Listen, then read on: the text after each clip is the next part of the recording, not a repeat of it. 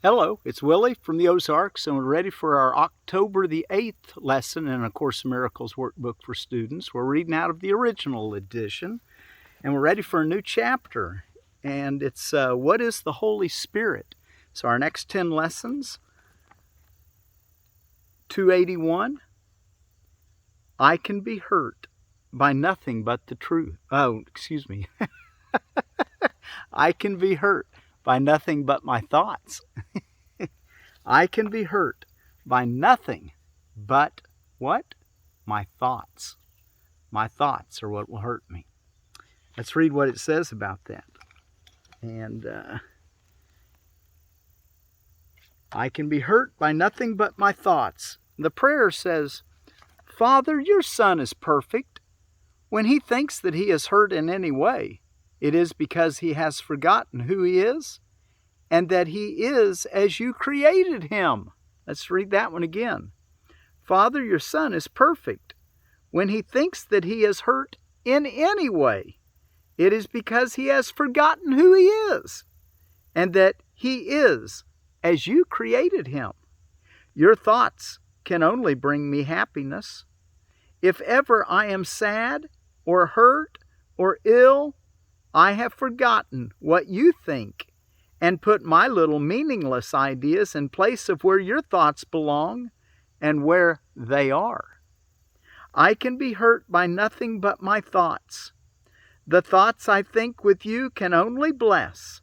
The thoughts I think with you alone are true. Okay, I can be hurt by nothing but my thoughts.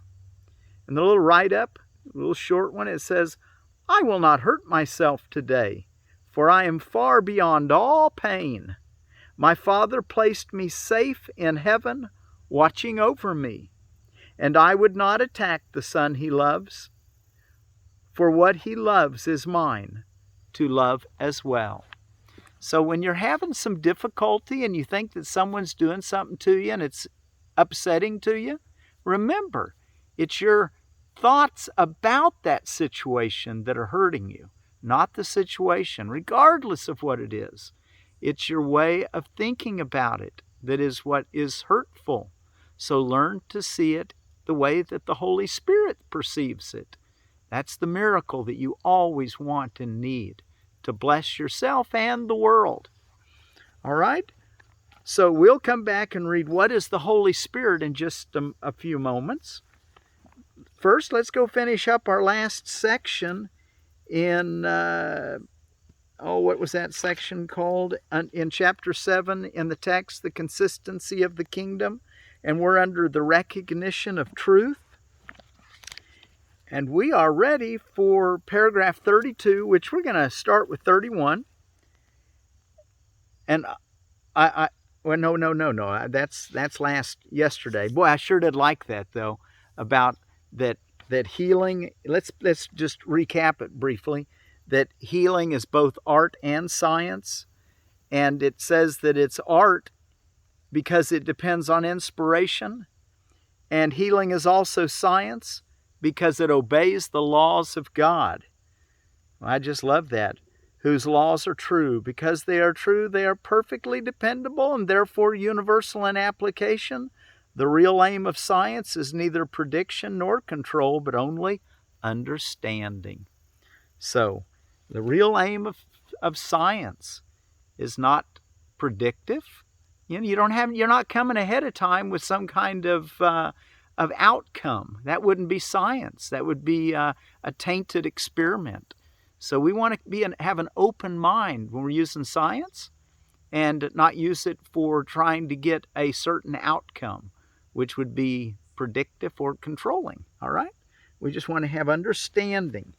All right, so with that in mind, let's go on. We're ready for paragraph 35. We're going to read that page. Well, let's back up with 34 and kind of get a little run at it. And just remember that healing is both art and science. And then he says in 34, the Holy Spirit must work through you to teach you He is in you. This is an intermediary step toward the knowledge that you are in God, because you are part of Him. The miracle which the Holy Spirit inspires can have no order of difficulty because every part of creation is of one order. This is God's will and yours. The laws of God establish this, and the Holy Spirit reminds you of it. When you heal, you are remembering the laws of God and forgetting the laws of the ego. We said before that forgetting is merely a way of remembering better. Forgetting is, what he said, merely a way of remembering better. It is therefore not the opposite of remembering when it is properly perceived. Perceived improperly, it induces a perception of conflict with something else, as all incorrect perception does. Properly perceived, it can be used as a way out of conflict, as all proper perception can. Listen to the one voice, the Holy Spirit, and you'll find your way out of conflict. 35. All abilities then should be given over to the Holy Spirit, who knows how to use them properly. He can use them only for healing because he knows you only as whole. By healing, you learn of wholeness, and by learning of wholeness, you learn to remember God. You have forgotten him, but the Holy Spirit still knows that your forgetting must be translated into a way of remembering, and not perceived as a separate ability which opposes an opposite. That is the way in which the ego tries to use all abilities, since its goal is always to make you believe that you are in opposition. 36. The ego's goal is as unified as the Holy Spirit's, and it is because of this that their goals can never be reconciled in any way or to any extent. The ego always seeks to divide and separate. The Holy Spirit always seeks to unify and heal. You see the connection between divide and separate, and the opposite, or the Holy Spirit's way of leading us, is to unify and heal. So the opposite of divide is to unify. The opposite of separate is what? To heal. The Holy Spirit always seeks to unify and heal. As you heal, you are healed, because the Holy Spirit sees no order of healing. Healing is the way to undo the belief in differences, being the only way of perceiving the sonship without this belief. This perception is therefore in accord with the laws of God, even in a state of mind which is out of accord with His. The strength of right perception is so great that it brings the mind into accord with His, because it yields to His pull, which is in all of you. 37. To oppose the pull or the will of God is not an ability, but a real delusion. To oppose the pull or the will of God is not an ability, but a real delusion. The ego believes that it has this ability and can offer it to you as a gift. You do not want it. And he has that one emphasized. You do not want it. You don't want the ego's ability, which is not an ability, it's a real delusion, to oppose the pull of the will of God. You do not want it. It is not a gift. It is nothing at all. God has given you a gift which you both have and are. When you do not use it, you do not know you have it. By not knowing this, you do not know what you are. Healing, then, is a way of approaching knowledge by thinking in accordance with the laws of God and recognizing their universality. Without this recognition, you have made the laws themselves meaningless to you. Yet the laws are not meaningless, since all meaning is contained by them and in them. And the last paragraph we'll read today, 38. Seek ye first the kingdom of heaven. He's quoting there from what he said on the Sermon on the Mount. Back, you can read that in, I think it's Matthew chapter 5, 6, and 7 is the Sermon on the Mount. Nice thing to read. Seek ye first the kingdom of heaven. because that is where the laws of God operate truly. And they can operate only truly since they are the laws of truth. But seek this only because you can find nothing else. There is nothing else. God is all in a very literal sense. God is all in a very literal sense. All being is in him who is all being. You are therefore in him since your being is his. Healing is a way of forgetting the sense of danger the ego has induced in you by not recognizing its existence in your brothers. This strengthens the Holy Spirit in both of you because it is a refusal to acknowledge fear. Love needs, and a refusal to acknowledge only fear. We should really make sure you get that one. Healing is a way of forgetting the sense of danger the ego has induced in you by not recognizing its existence in your brothers. This strengthens the Holy Spirit in both of you because it is a refusal to acknowledge fear. Love needs only this invitation to refuse to acknowledge fear. That's what love needs, is that invitation to say, I know it looks like fear, and it might look like it, but I don't have to submit to it as being as reality. I can say, Holy Spirit, one voice. I need the voice of love to speak for me and show me the miracle that will change this perception of fear into a perception of joy, of love, of holiness, of goodness, of godness. Love needs only this invitation. Make sure you got it. Healing is a way of forgetting the sense of danger the ego has induced in you by not recognizing its existence in your brothers. See how important our perception of our friends and neighbors, our brothers and our sisters is? We must see them in a way that they're healed. Healing is a way of forgetting the sense of danger the ego has induced in you by not recognizing its existence in your brothers. This strengthens the Holy Spirit in both of you because it is a refusal to acknowledge fear. Love needs only this invitation. It comes freely to all the sonship, being what the sonship is. By your awakening to it, you are merely forgetting what you are not. You're going to forget what you are not. That sounds like a good idea for sanity, doesn't it? This enables you to remember what you are. When you let go of what you thought you were, because it's not you, it allows the truth of you to now come to your awareness. How simple is salvation? But we got to practice it. We got to listen to that one voice. All right. Hey, I'm sitting out here where I planted all that broccoli, cauliflower, Brussels sprouts, and cabbage the other day. And the only thing that made it, when I say the only thing that made it, I did find the varmint that's been getting, or the varmints that have been getting all of it. They ate it all off. And I'm sitting out here. I hope you can see it. It's just a bunch of little stobs standing up out here. I'm kind of hoping they sprout back, but if they don't, I just learned my lesson. I'm going to have to do something. I'll be eating next year too, so I'll just have to figure a way. I'd be eating pretty thin if I had to depend on this garden this year, wouldn't I? So what I'm trying to get at is I wanted to tell you the reason I'm sitting out here. I wanted to tell you what happened. If it does sprout back up, I'll sit out here again and let you see it. If in the meantime, I did get some. I told you about. I got some spray that I sprayed on this stuff.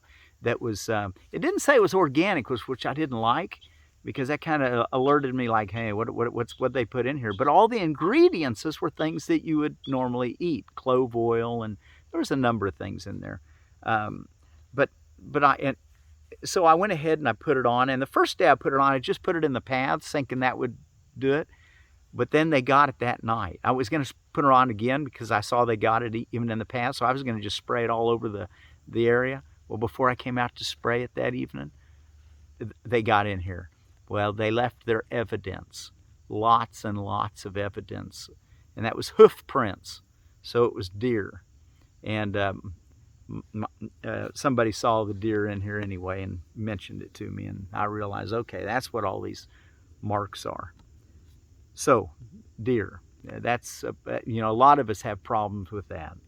We'll find some good solutions, and I'll pass them on to you as I uncover them.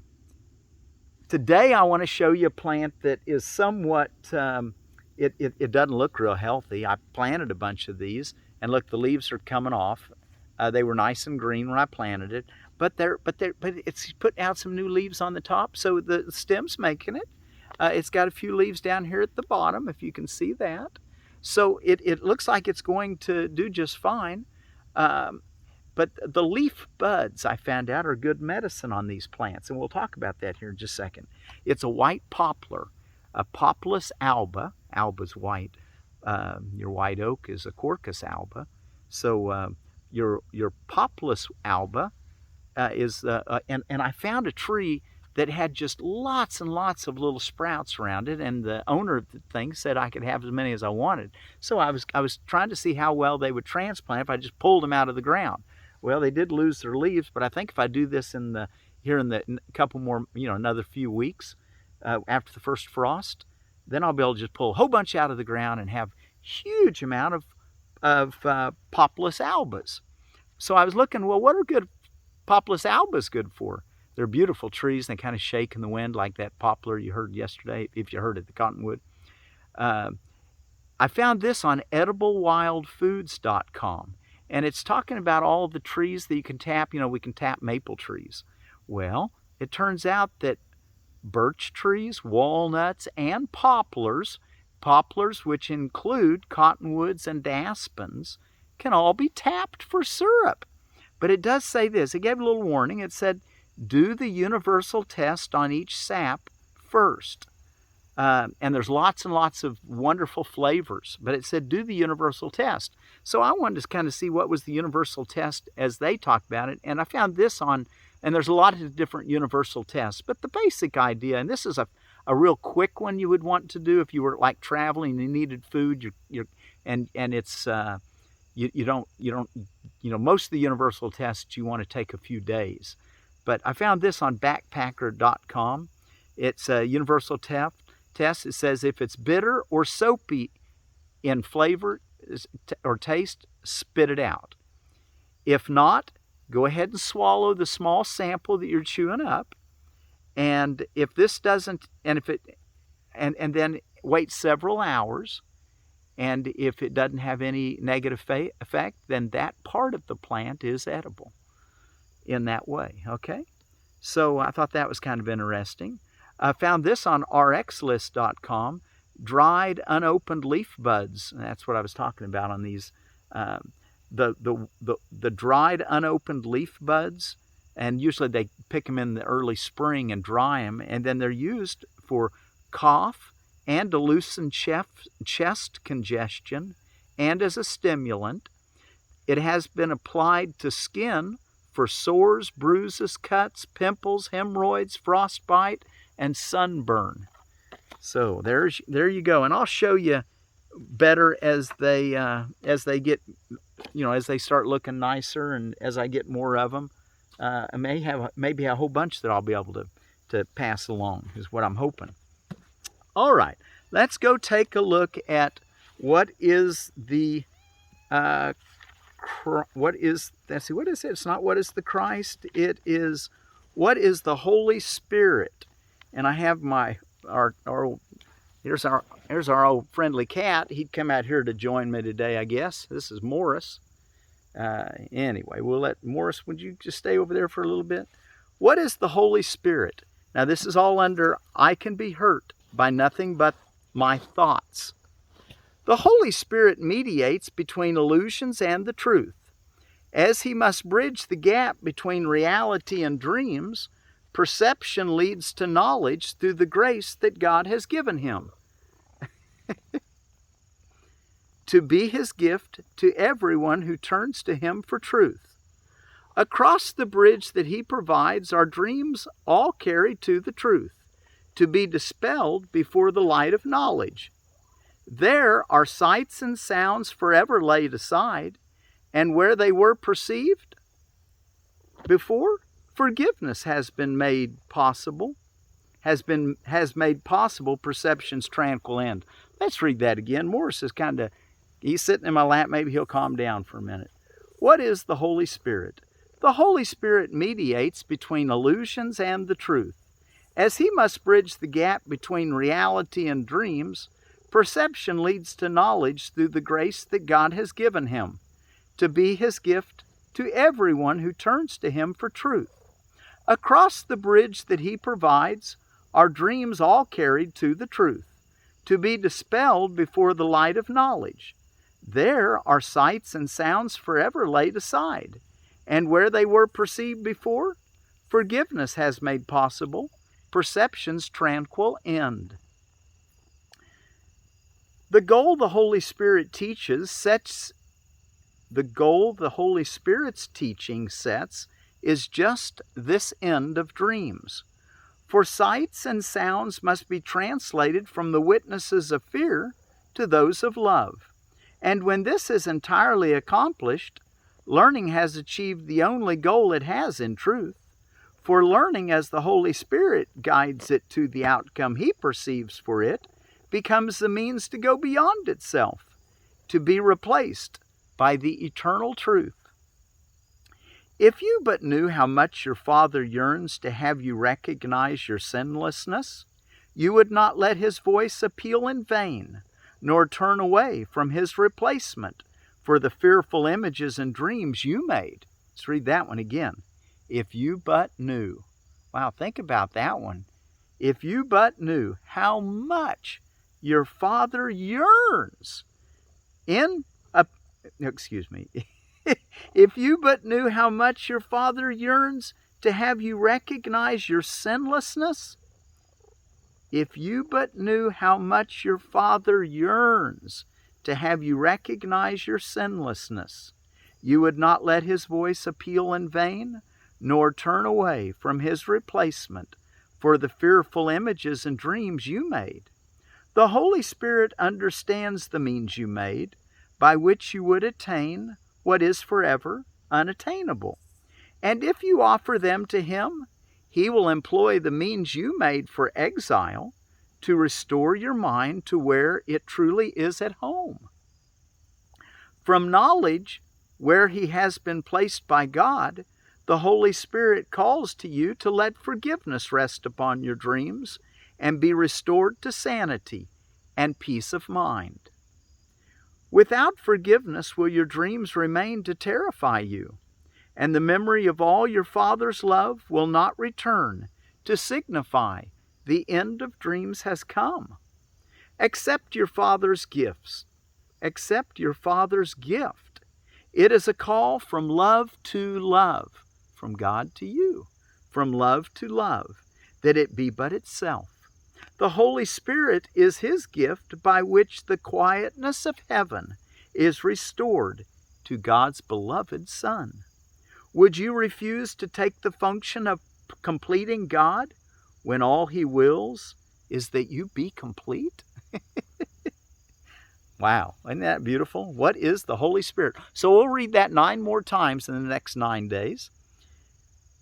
And the last, one more reading on Lesson 281. And the reason I read these repeatedly and, 2 times on the lesson every day and once on the day, because that's what, he really wants us to get this down and take it with us during the day. So I'm just trying to, kind of doing everything we can to help it be something that you can take with you all through your day. Make your day happy and joyful. I can be hurt by nothing but my thoughts. Wow, what a powerful idea. I can be hurt by nothing but my thoughts. And the prayer says, Father, your Son is perfect. When he thinks that he is hurt in any way, it is because he has forgotten who he is, and that he is as you created him. Your thoughts can only bring me happiness. If ever I am sad or hurt or ill, I have forgotten what you think and put my little meaningless ideas in place of where your thoughts belong and where they are. I can be hurt by nothing but my thoughts. The thoughts I think with you can only bless. The thoughts I think with you alone are true. I will not hurt myself, and that's the end of the prayer. And the write-up says, I will not hurt myself today, for I am far beyond all pain. My Father placed me safe in heaven, watching over me. And I would not attack the Son he loves, for what he loves is mine, to love as well. I can be hurt by nothing but my thoughts. I can be hurt by nothing but my thoughts. So until tomorrow, you all practice, I can be hurt by nothing but my thoughts.